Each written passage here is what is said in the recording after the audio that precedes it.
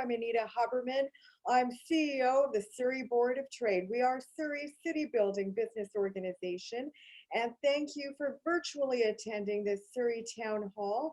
Our guest this afternoon is BC's Minister of Mental Health and Addictions, Judy Darcy, joins us. Still at this time, it's important to acknowledge that we are on the unceded territory of the Coast Salish peoples, specifically the Kwantlen, Katzie, Semiahmoo, and Tawasin First Nations.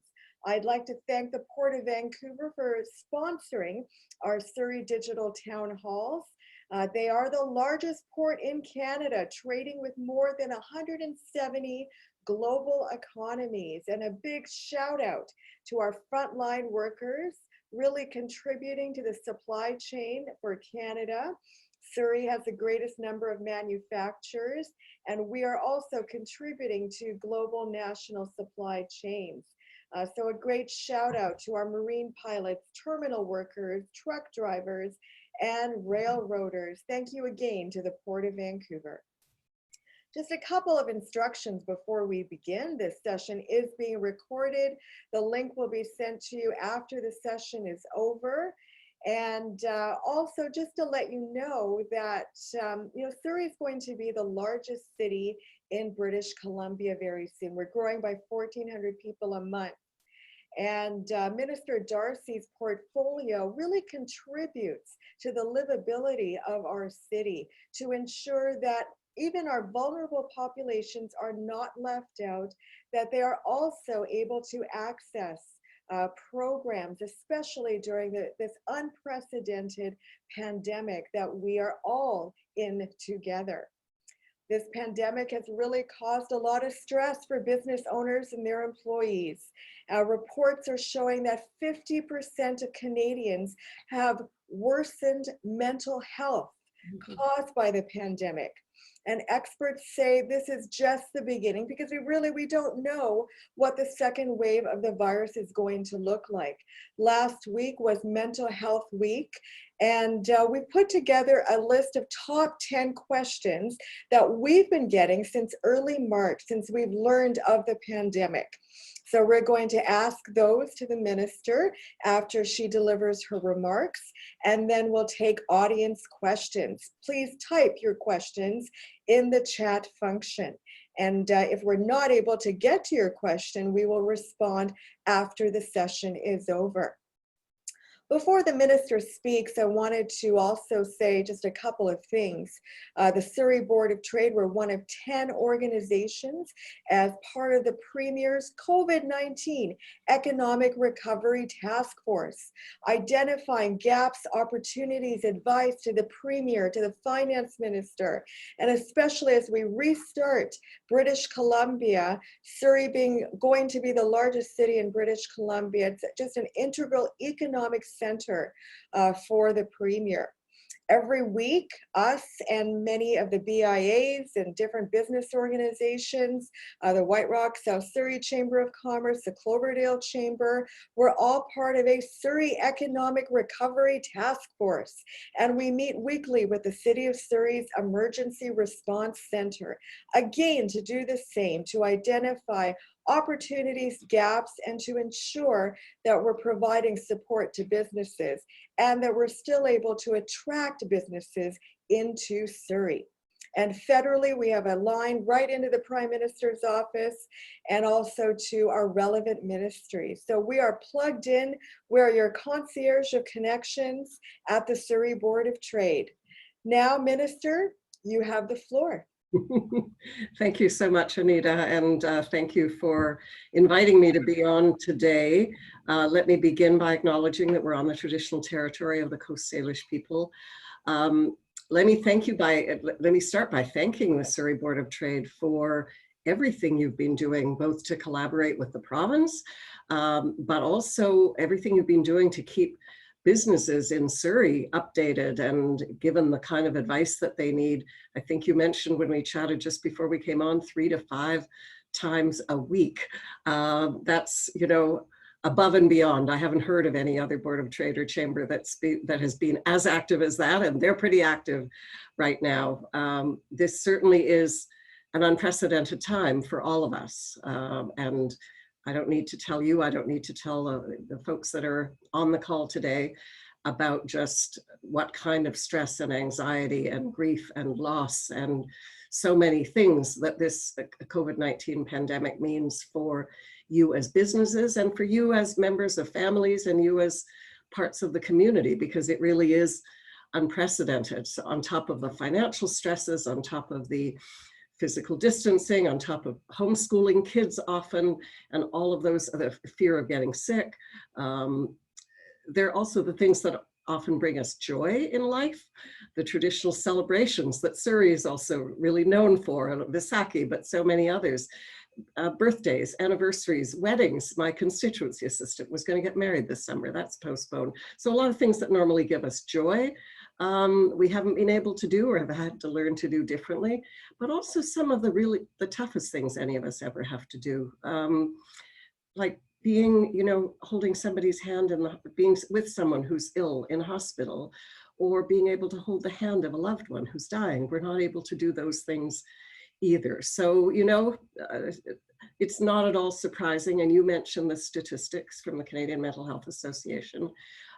They estimate it's 50% of Canadians are indicating that their mental health has suffered as a result of this. And about 16% say that they're living with depression. And it's why, we all thrive on social connections. And I know that we're all very keen to get back to building those social connections, but through the work that you're doing, you're certainly keeping people connected in a really vital way.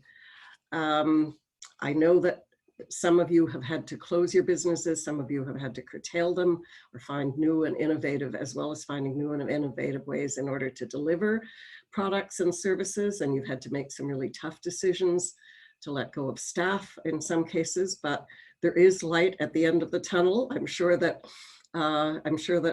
all of you or most of you were glued to your TV sets when Premier Horgan gave his presentation last week about restarting the BC's economy. And of course that looks different depending on where, whether your business had closed entirely, partly, or whatever. But certainly that plan lays out the next steps to begin to make life easier for people during the pandemic while continuing to flatten the curve. We're learning so many new phrases now. It's also doubling our bubbles when we're talking about families. But as you know, in the coming weeks, we'll start phase 2, which includes bringing back non-urgent and elective surgery, as well as other services like physiotherapy, dentists, and chiropractors. And one I'm really looking forward to, hair salons, being able to reopen, the retail sector, barbershops, restaurants, cafes, recreation, sports, childcare will be able to reopen as long as they are in compliance with Dr. Henry's orders. So that plan really charts a path forward, which I think is really exciting for all of us, whether we deliver goods and services or are recipients of them. And we talked about the financial strains, the strains on families. We knew that we needed to step up very quickly as a government, as a ministry, to make sure that there were additional mental health supports in place for people during this pandemic, because it has taken such a big toll on so many people's mental health. And that means that, we made investments of $5 million. That was a number of weeks ago. Services that are already rolling out. Some of it was about expanding current services, some of it was about new programs and services, but basically boiling it down, virtual mental health services. And when I say mental health supports, I mean mental health and addiction supports, counseling supports. And what's really important is these services are accessible, they're available to everybody, and they're free. And we all know, we're proud of having a Medicare system where the quality of care you get isn't supposed to depend on the size of your bank account, but too often with mental health supports, with addiction supports, it has depended on whether you're able to pay. So we thought it was really important that these programs be available. Most of them are free, some of them are no cost or low cost. Those programs are all available to everybody in the province, to business owners, to your employees, to family members, and there are a variety of different programs. If you haven't had a chance yet, I would strongly encourage you to go to a couple of websites. One that you're probably used to looking at is the Government of BC website, so gov.bc.ca/COVID-19. And if you scroll down to mental health, you'll see all of the mental health programs available there. And really, there's supports for children and families, there's supports for seniors, there are supports for students, a wide variety of supports. And you're able to really, it's not one size fits all, just like for physical health issues, mental health issues aren't one size fits all. So you're able to look through there and see what supports might be the ones that could be most helpful to you. I would also encourage you to look at the Canadian Mental Health Association BC website. Both of those websites have many of the same programs, but many of them are offered by CMHA BC with our support to expand them virtually. And one really important thing that you may or may not know about is that the BC Psychological Association stepped up really early, and they've had 200 psychologists say they were willing to offer their services for free. And psychologist services are often something people have to pay dearly for. So they started out saying frontline healthcare workers, essential workers, but they basically expanded it. If you're struggling with an issue related to COVID-19, they're available to give you support. And for younger folks, the Foundry BC. Foundry is a network of youth centers across the province, which we're going to be expanding soon. But there is a virtual Foundry BC. It's kind of like a walk-in clinic, but virtually. And that's for youth ages 12 to 24, mental health, substance use issues, any issues that they're struggling with. So a wide variety of programs and services for young people, for families, for adults, for seniors. And one of the, I don't want to talk about there being silver linings in this pandemic because it's been a really tough experience for everybody. But one of the good things that has come out of it is that people are talking about mental health a lot more than they were before. And that's really important because despite all the work that so many people have done, there's still considerable stigma attached to mental health issues.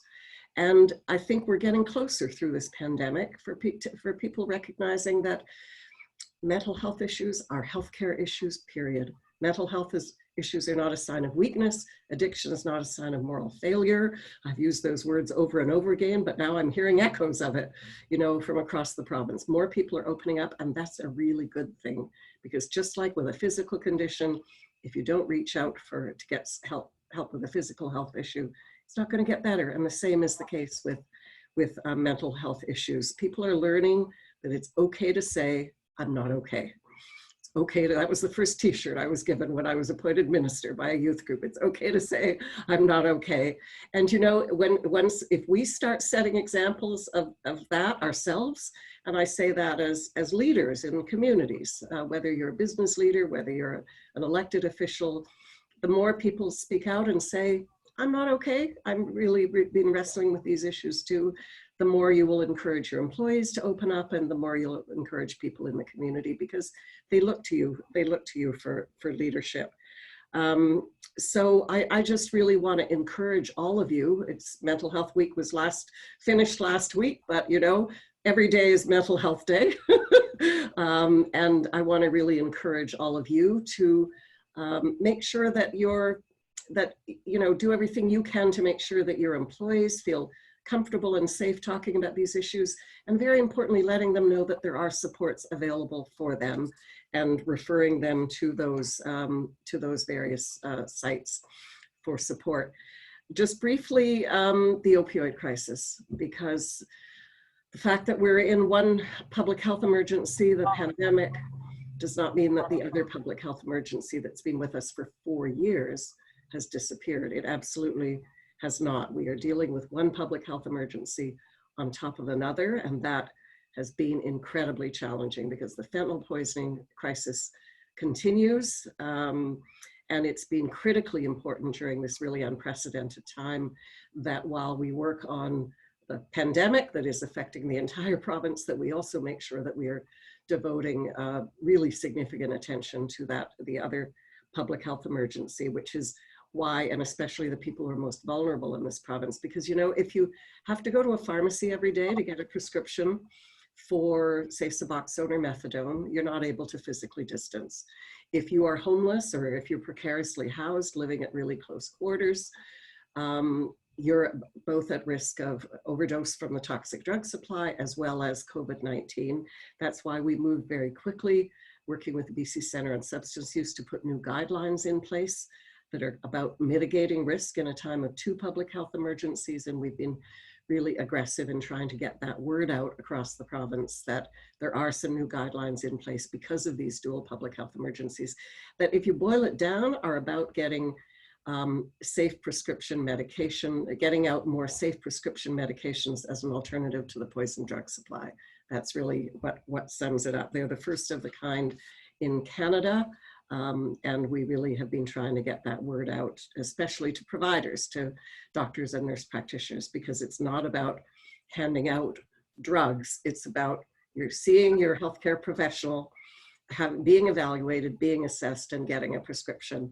And then the flexibility is about longer prescriptions, more flexible delivery, some of those kinds of things. We can talk more about that if people have other questions. But you know, all through this pandemic, we've been focused on protecting people. And as you've heard the Premier say, you've heard the Health Minister say, and especially our new hero, Dr. Bonnie Henry, say, we're not talking about flicking a switch with this restart. We're talking about turning the dial slowly, because we have to make absolutely sure that we are still doing everything we possibly can to keep people safe, even as we reopen our economy. If we move too quickly, if we let down our guard, we risk losing everything that we're working for. And certainly our public health officials are very aware of the risk of a second wave. And if there is a second wave, which people believe that there will be, we want that to be as minimal as it possibly can be, so that we don't need to go through the same thing all over again. Anyway, I think I'll stop there, because if you've had 3 to 5 sessions a week, there's a lot you already know, and you don't need to hear from me. I look forward to your questions. Thank you so much, Minister. And to the audience, if you have any questions, please type them into the chat function, please. Minister, I wanted to ask you just a bit of a status report on the opioid crisis in British Columbia. And also because Surrey is a large urban center, can you address the opioid crisis in large urban centers? Yes, well, we were making progress. We were making important progress in the province. When I say that, I'm mindful that it means that last year there were 981 deaths. The year before there were 1,453. So that's a reduction of 36%. That's still 981 families that have lost a loved one. So we had a long, long way to go, but the actions that we had taken as a government and all the heroic work on the front lines by first responders, healthcare workers, people who work in addictions and recovery, was making a difference. Yeah, it was making a difference. But things have taken a turn for the worse. In the month of March, we saw that, not in January and February, but it's March when really we started being in the throes of the pandemic. And I expect the numbers for April will also be up. We lost, you know, these numbers remain to be confirmed, but about 113 people in the province in March. That is an increase of 60% over the month before. And the coroner's service and the public health officer, Bonnie Henry, you know, it takes a while for us to fully understand why this is, but we know that there's a shortage of illicit drugs on the street as a result of COVID-19. And that the drugs on the street are more toxic than before, and they were already very toxic. So whether that's because, you know, the criminal elements are, you know, more of it is being manufactured illegally in BC with even less skill. And again, I hate to use that language, but you know what I mean? We've banned pill presses in the province. It was one of the first things our government does, but these are amateurs who are mixing these drugs, and they're more dangerous. And plus, people are more reluctant to visit overdose prevention sites and safe consumption sites because of physical distancing. There's been a lot of work done to try and ensure that those services are still available, and they are, but less people can be there at the same time. So, you know, there have been fewer people visiting. Also, the folks I spoke with, I have conference calls regularly with people who work in addiction treatment and recovery, supportive recovery homes. And they, of course, because of physical distancing, sometimes have had to cut the numbers in half of people that are able to be in treatment centers or recovery homes. So a number of factors contribute to it, but the numbers are up. And we were very concerned that that might happen, which is why we moved so quickly on the guidelines for safe prescription, prescribing safe prescription alternatives to the poison drug supply. And we've worked really, really aggressively to get the word out about that right across the province so that people can go to their healthcare professional, their doctor or their nurse practitioner, and be able to be put on a safe prescription alternative and to the poison drug supply. What do you think, Minister, about utilizing safe supply after the pandemic? I mean, not all of British Columbia is utilizing safe supply, and maybe you can explain what safe supply is for those that are on the call today. Yeah. Well, Anita, people mean very different things by safe supply. There are people who mean I should be able to buy any drug anywhere, anytime. What we're doing is safe. What we're doing is still a medical model. It involves a prescriber, and a prescriber is a doctor or a nurse practitioner.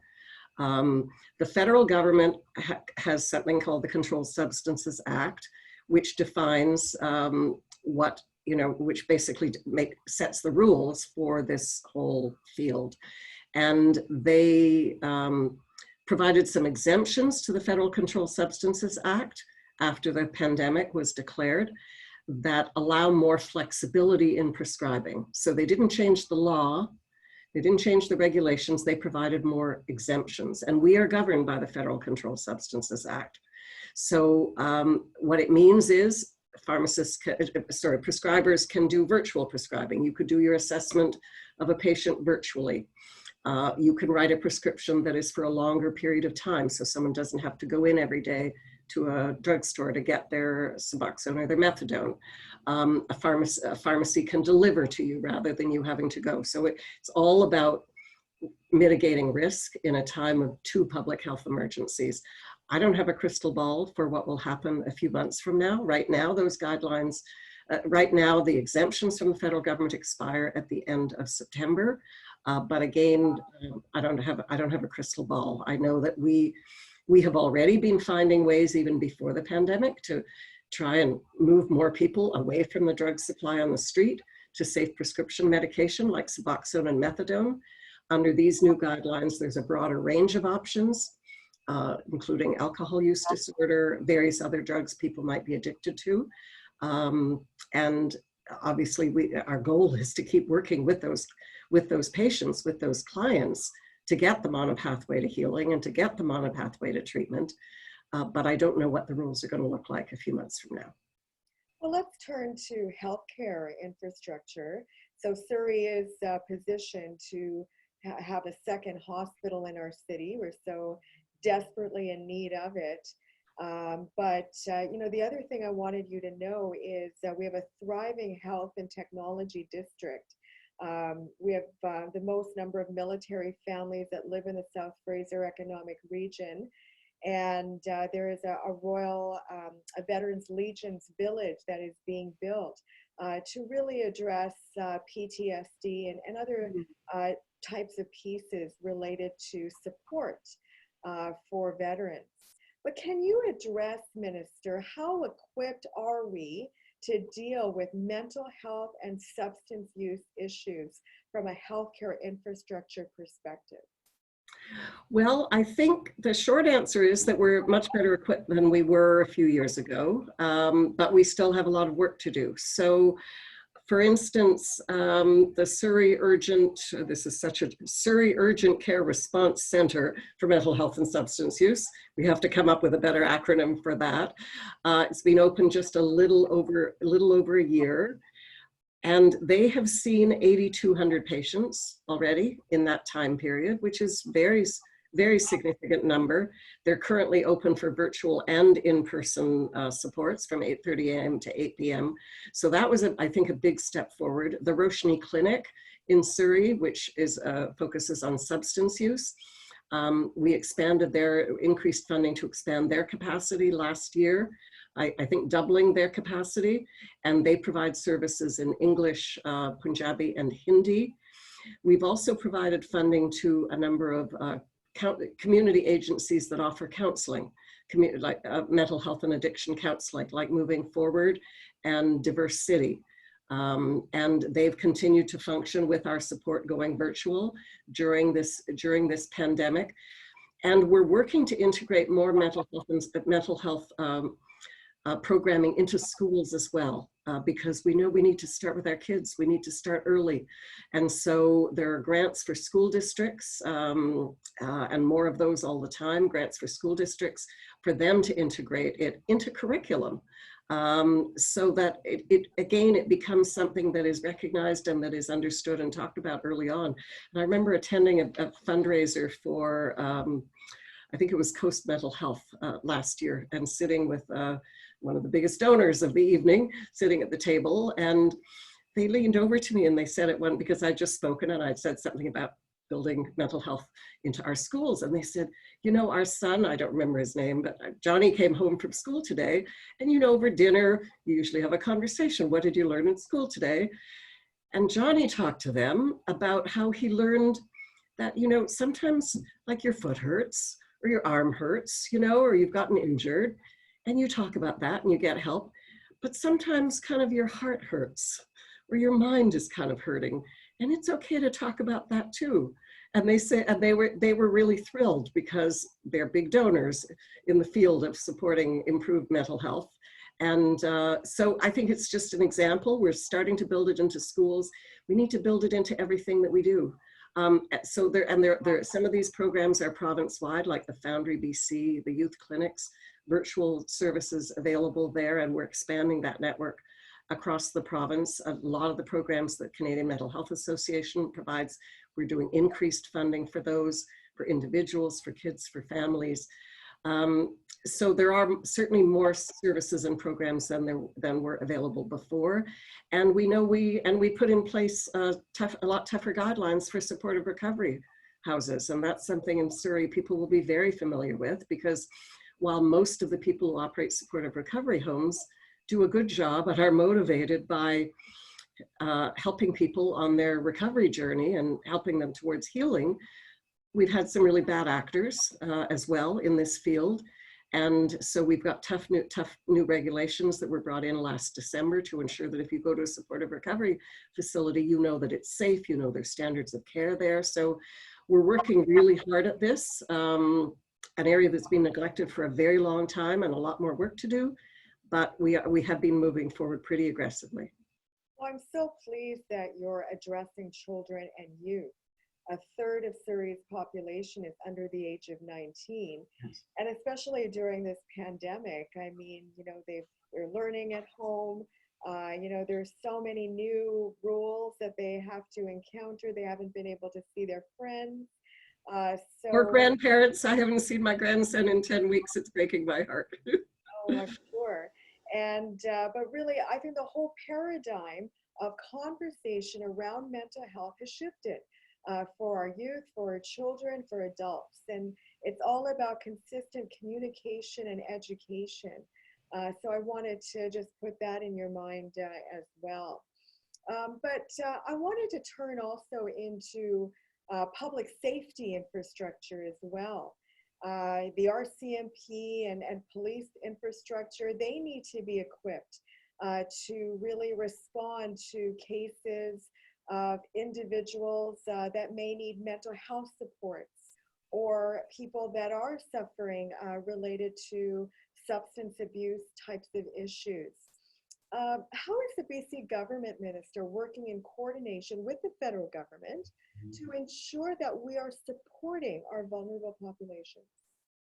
Yeah, Anita, just before I get to that, there was one thing I wanted to mention on the previous question, because you mentioned PTSD and veterans. And as we know, first responders and healthcare workers are also dealing with pretty serious issues that can cause PTSD. So one of the important things that our government has done is make changes to WorkSafe legislation, WorkSafe regulations, so that first responders and our nurses or care aides, people on the front lines of healthcare, if they're dealing with PTSD, that's recognized as an occupational hazard, and there's support given to them, so the process doesn't have to be as lengthy and complicated, but also more focusing on the prevention side. And that's one of the things our ministry is really determined to work on in the future, is improving mental health in the workplace, mental health first aid, and really working with employers and offering more programs and services at very low cost in collaboration with WorkSafe BC in order to deal with some of those issues related to workplace mental health.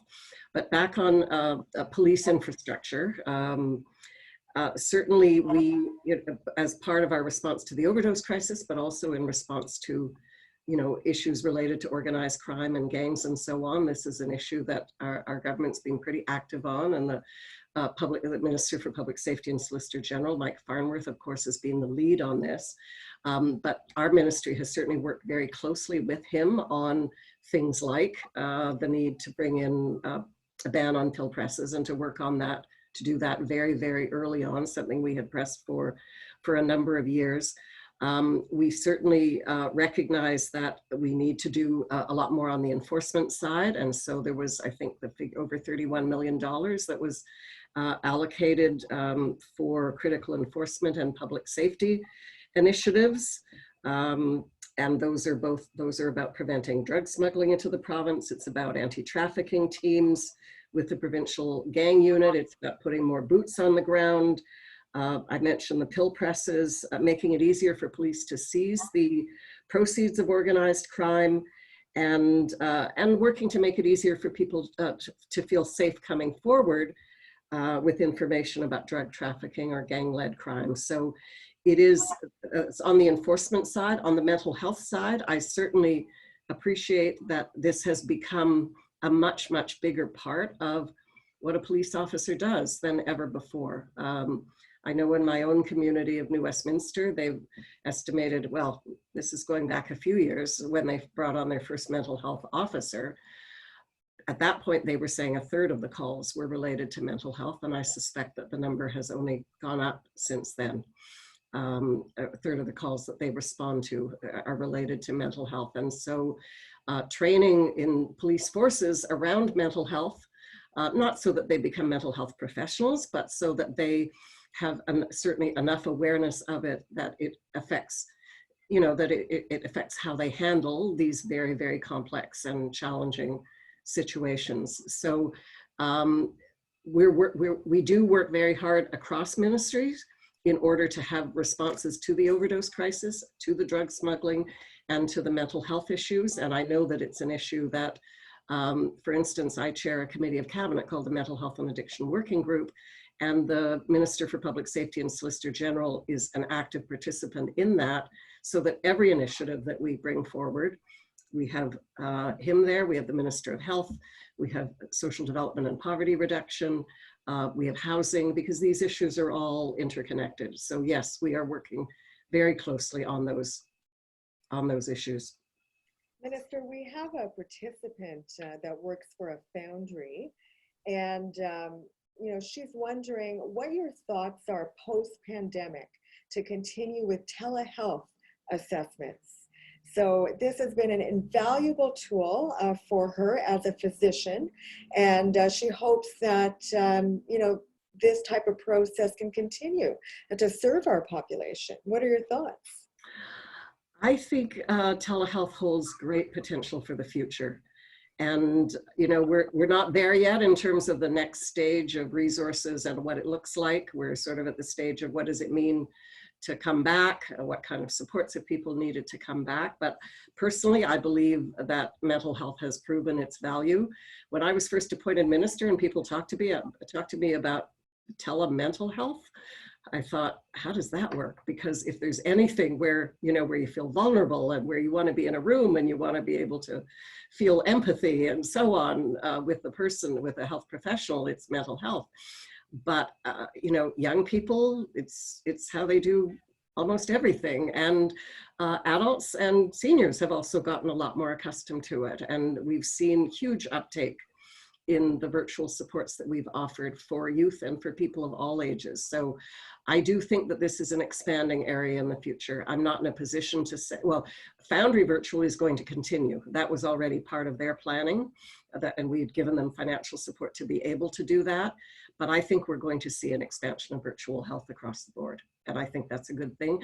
It also means we can reach people in their homes. It's potentially more efficient in the long run, but it means we could reach people not just in their homes, but in the far reaches of the province. People that would have to travel hours and hours to see a mental health practitioner. And for a lot of people, they feel more comfortable than actually walking into a clinic. So yeah, I think there's huge potential. And it's a time of great innovation as well. It absolutely is. We have seen so many entrepreneurs step up to the plate. And I can't tell you how many people have stepped up to the plate and said, we've got an idea for mental health and addiction supports in the future, right? So we want to talk to you about that. So yeah, we're working with a number of people in the tech sector who have ideas about how we can build on the innovation that we've just seen flourishing in Surrey, right across the province. Let's pivot back to PTSD. Is there going to be continued research for that type of related mental health research in advance of the wave, the second wave? We just feel that the impact of this crisis, how can we expedite this for our healthcare providers? Well, all of the programs that we have expanded or moved to virtual during this pandemic, they're doing very careful evaluation and analysis ongoing so that we can learn what works best, what doesn't, learn what kinds of things people have turned to counseling to get help with. Is it PTSD? What level of anxiety, stress, grief, fear, loss, people come to turn to counseling for a lot of different reasons. So we'll be able to sort of analyze that and digest that in order to guide our future actions. That's exactly what it is we want to do.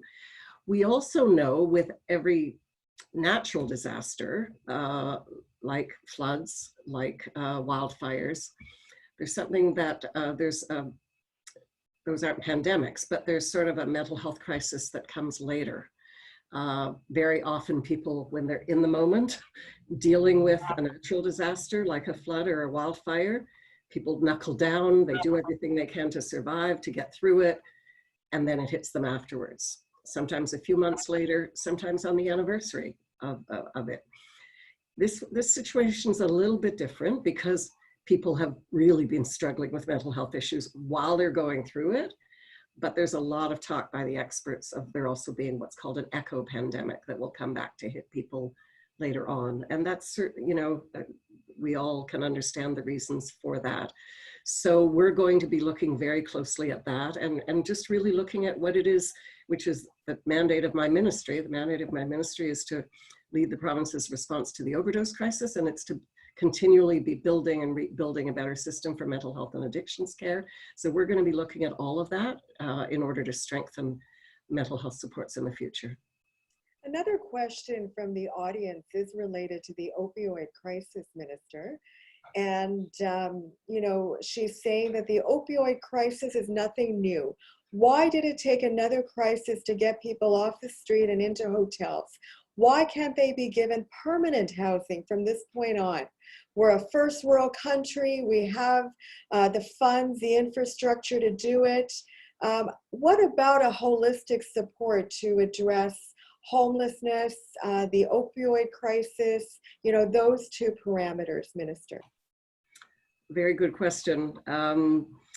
As you know, Anita, and you're the person who asked the question, we did work from day one on a pretty aggressive plan around housing and homelessness, including, I've lost track of the number, but I think we're at about 2,500 units of modular housing to address homelessness.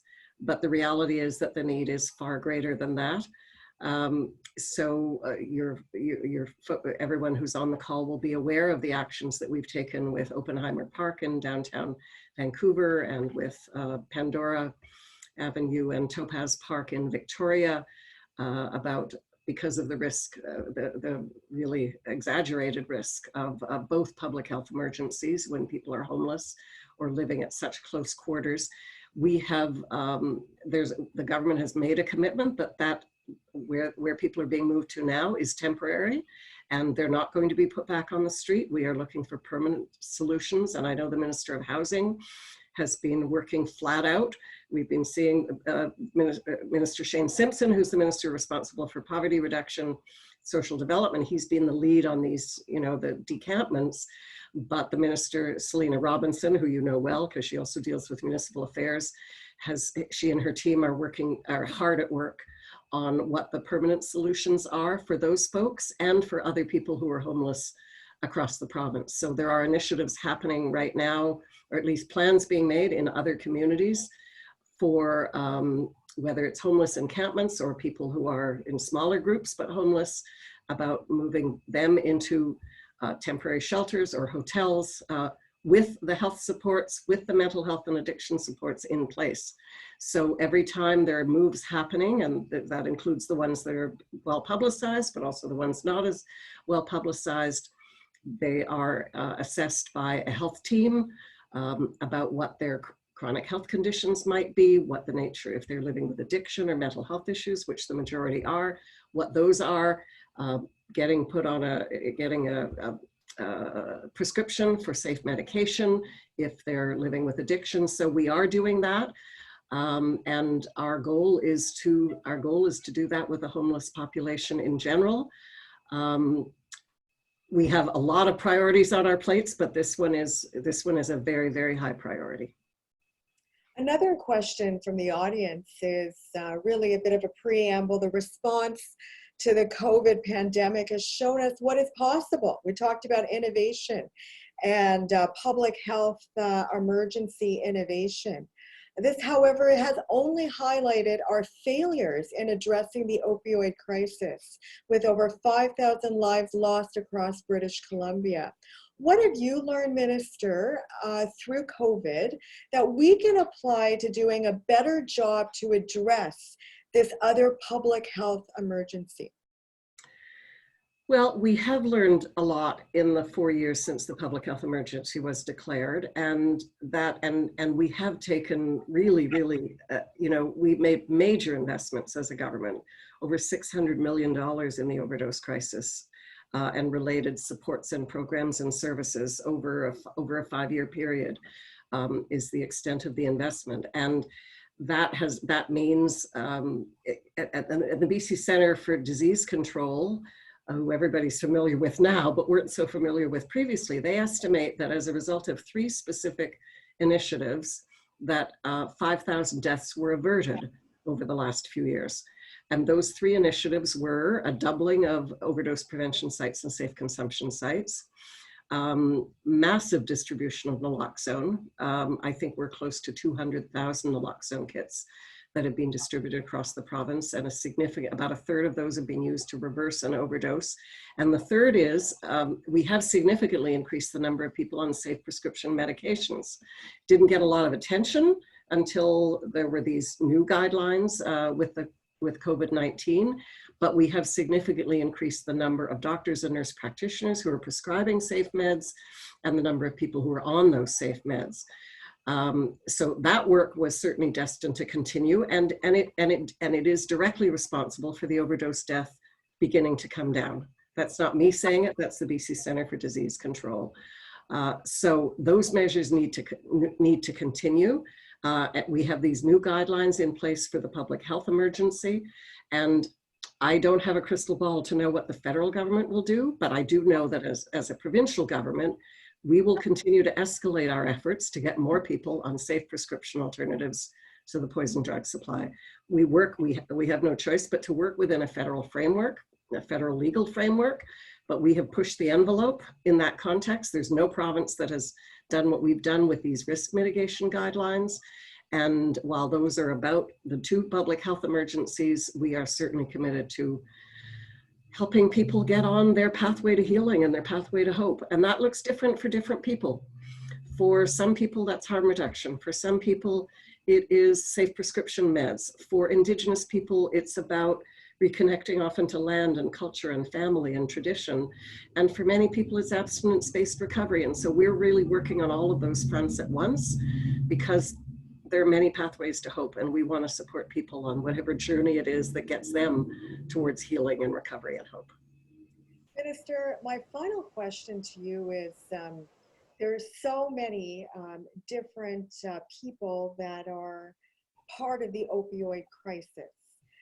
So many talk about those that are homeless, but really, there's others, that own homes and they are, abusing, different drugs or whatever it may be.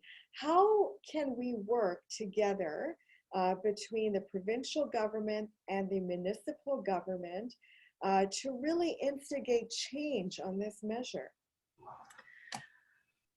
Also a very good question, because the majority of people who are dying are dying because they're using alone. And most people use drugs alone at home because of stigma, which is why, in addition to the measures that I've talked about, we've done some pretty high profile sort of education campaigns that are really about trying to get out the word, combating stigma, in short, that are about saying, and you will have seen the bus shelter ads, and if you've been to hockey games or football games, you'll have seen on the Jumbotron and throughout the stadiums, things that say people who use drugs are real people. These are husbands, hockey players, co-workers, drug users. People who use drugs are real people, and encourage people to go to stopoverdosebc.ca, and most of all, encourage people to have courageous conversations, not to judge people and push them away, but to open those conversations with people and then help them connect with the supports that they need in order to get on a pathway to healing and a pathway to hope. So this issue of using alone, which is where most people are dying, has been exacerbated by COVID-19, because people are supposed to physically distance. And so more people have stayed in their homes, less people have gone to overdose prevention sites, those sorts of things. So, we're hoping, we're planning to expand those services safely, as rapidly, but also safely as we can. But it's also about ensuring that addictions care becomes part of primary care across the province, that it becomes part of normal health care. And when I said earlier, too often we think of mental health as a form of weakness and addiction as a sign of moral failure. We are integrating mental health and substance use professionals into the primary care teams that are being built across the province that Minister Dix has been announcing for the last couple of years. We've got the new mental health and substance use center, urgent care center in Surrey, exactly for that reason. 8,200 people, 8,200 patients, not just visits, 8,200 patients have taken advantage of that. We're opening up the counseling. So it's not, there's no one silver bullet, is one thing I've learned. When I was appointed to office, okay, what's the one thing that's going to fix it? And you learn very quickly, it's a lot of different things that we need to do. We need a lot of different tools in the toolbox. We are constantly adding new tools to the toolbox.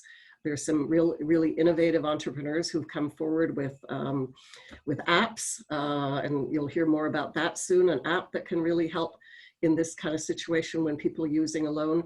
But a critical piece is it becoming part of primary healthcare, so that your doctor is knowledgeable, so that you feel comfortable talking to your doctor or nurse practitioner about it.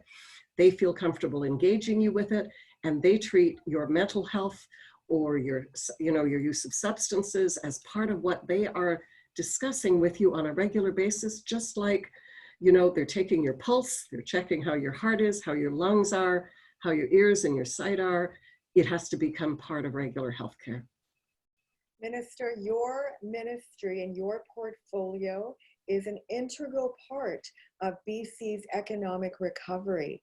And we want to continue this dialogue, continue this conversation, not only with the business community, but for all residents of Surrey, which will be the largest city in British Columbia. You've said that a few times. Yeah, I'm a great Surrey ambassador. But again, thank you so much, Minister, for your time, responding to our questions. Thank you, everyone, for attending, to the Port of Vancouver for your sponsorship. And we have many more Surrey digital town halls waiting for you. Check out businessinsurrey.com. And thank you so much for attending. Thank you, Minister. Thank you. Thank you so much. Really enjoyed it. Thank you, everyone. Bye-bye.